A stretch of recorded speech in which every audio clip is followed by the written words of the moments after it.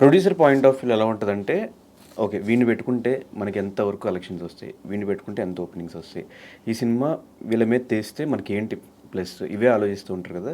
మీరు starting producers point of view నుంచి కానీ ఎక్కడి నుంచి అయినా ఇబ్బందులు ఏమైనా వచ్చినాయా మీరు ప్రొడ్యూసర్ కోసం చూసినప్పుడు? అంటే ఈ సినిమా ఫస్ట్ వాళ్ళు కథ నమ్మారు.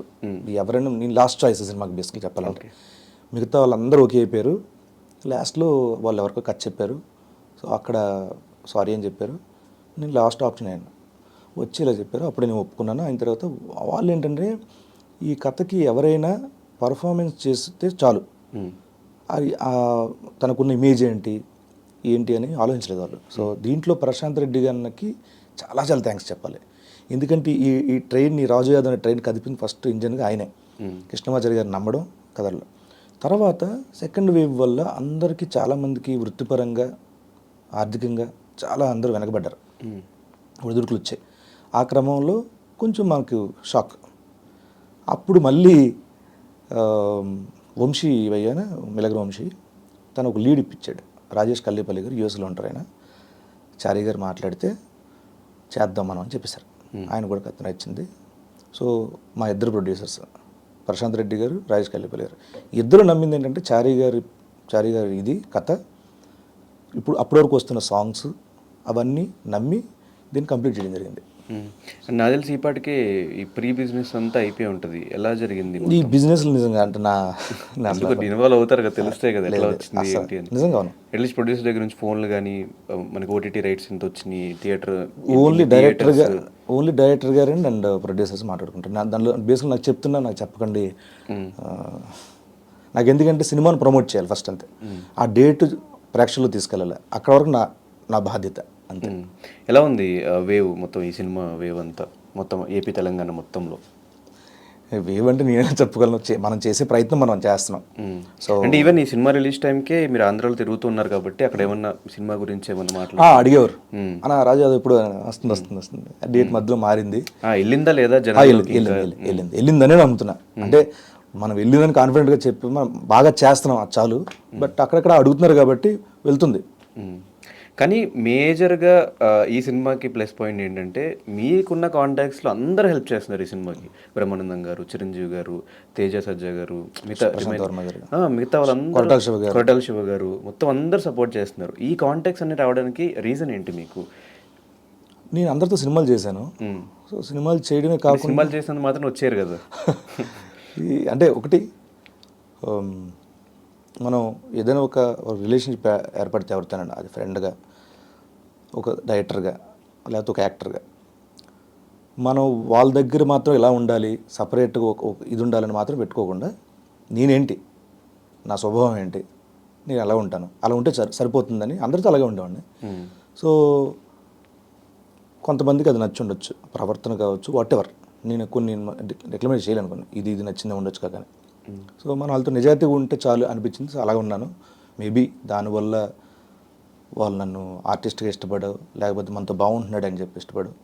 సో వాళ్ళు నాకు అడిగిన వెంటనే అందరు నాకు సహాయం చేస్తున్నారు ఈ విషయంలో. అంటే ఒక స్థాయి, హోదా, అంతస్తు ఏమీ చూడకుండా ఒక జెన్యూన్ అటెంప్ట్ చేశాడు, వీడికి హెల్ప్ చేస్తే బాగుంటుంది, వీడికి హెల్ప్ అవుతుంది సినిమాకి అని అందరూ ముందుకు వచ్చారు. ఈ విషయంలో ప్రతి ఒక్కరికి థ్యాంక్ యూ సో మచ్. అంటే గెటప్ సీన్ తెలుసా, ఎక్కడ ఎలా ఉండాలి, ఎవరి దగ్గర ఎలా మాట్లాడాలి, ఏం చేయాలి అని? ఎక్కడ ఎవరి దగ్గర ఎలా మాట్లాడాలంటే, ఇప్పుడు దాన్ని ఏమంటారంటే, ఇప్పుడు నా ఫ్రెండ్ ఉంటాడు, ఎనబా ఏం సంగతిలో అంటాం. ఓ పెద్ద వ్యక్తి తిరిగింది, సార్ నమస్తే సార్ అని నమస్కారం పెడతాం.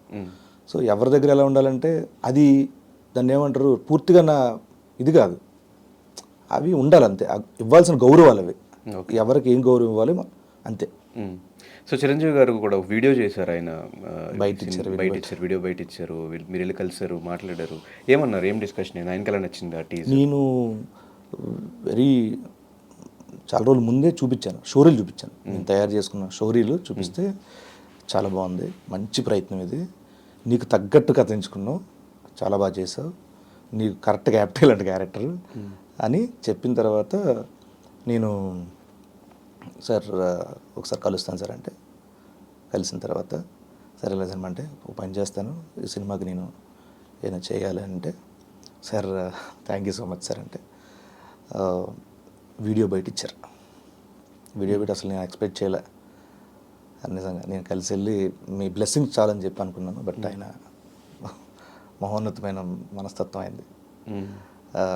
ఎంతో కొంత హెల్ప్ అవుతుంది అసలు మన ఈ సినిమా ప్రేక్షకులు వెళ్తుందని చెప్పి ఆయన బయట ఇవ్వడం. నిజంగా ఇచ్చిన తర్వాత ఎంతమంది ఫోన్లో ఎంతమందికి రీచ్ అయిందో.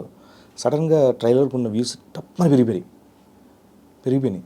అందరు చూసే ట్రైలర్ చాలామంది ఫోన్స్ ఊర్ల నుంచి ఎక్కడి నుంచి ప్రతి నాకు వాట్సాప్లో ఎవరో ఒకరు పంపించడం లేకపోతే ట్యాగ్ చేయడం.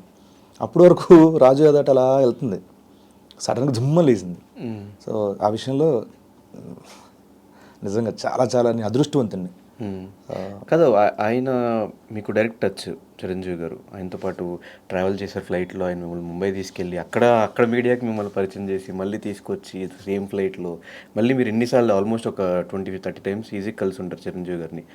ఫస్ట్ కలిసినప్పుడు గుర్తుందా మీకు? ఫస్ట్ ఎలా కలిసారు, ఏం జరిగిందో గుర్తుందా?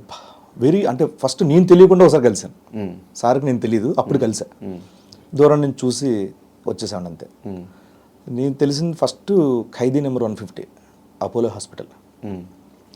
మానిటర్ దగ్గర కూర్చున్నారు, అలీ గారు అని సార్ కూర్చున్నారు.